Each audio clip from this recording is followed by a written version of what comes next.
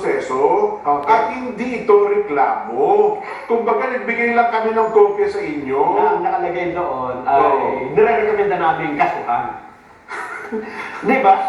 Recommendation yun di ba? Alam mo, yun ang punto naman, ang sagot ni Ombudsman Martires. Ito sagot ni Sige. Ito sagot ni Ombudsman, ha? Ang sabi ni Ombudsman, Samuel Martires, bakit ba nila kami pinopornis ng kopya ng resulta? Ng kanilang investigation.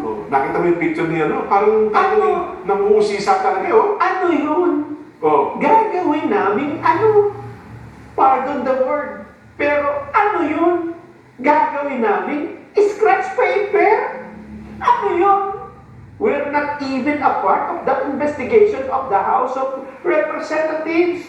Kaya hindi kami dapat parnisan ng kopya. Ayun!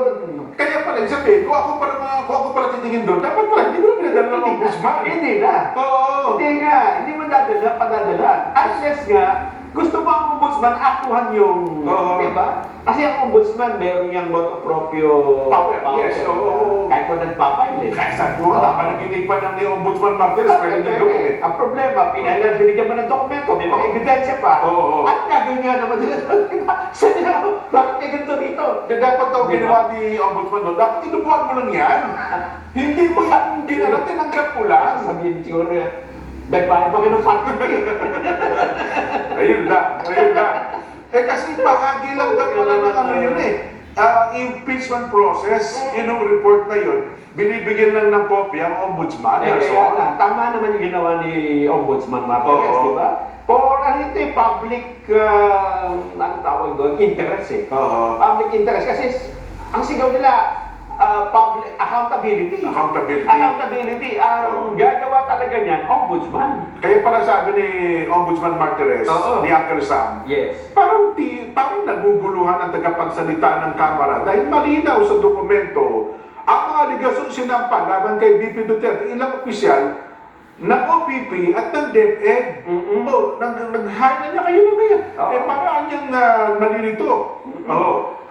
Kinukumpirma naman ng Ombudsman na itutuloy po nila ang investigasyon. Ayun. Pero, sabi naman ng Kamara, sapat na panahon para sumagot daw po sakaling magsumite ng counter affidavit sa Duterte, iba pang respondent, kung hindi, makikipagtulungan ng komite, posible silang maharap daw po sa contempt. Pero ito na sila, ayaw ko, nakahapon pinapanood ko yung press ko ni Kong Joel Chua Tinignan niya sa isang positibong aspekto.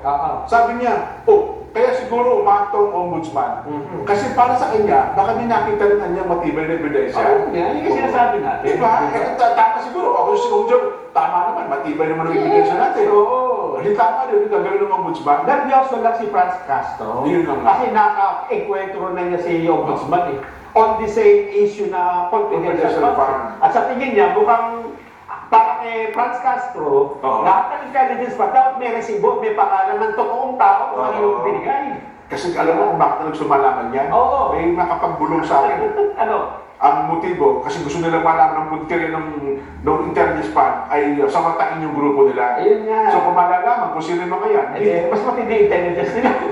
yun ang ay sa loob kasi ang balita ko, ewan ko totoo ito, sa baba ko, sa loob ng halos hindi 3-4 na taon, ng panunungkulan ng Duterte administration, walang nangyaring recruitment po ang mga taong labas. Nalagas niya. Wala akong naging recruitment, kaya galit po ang mga taong ito.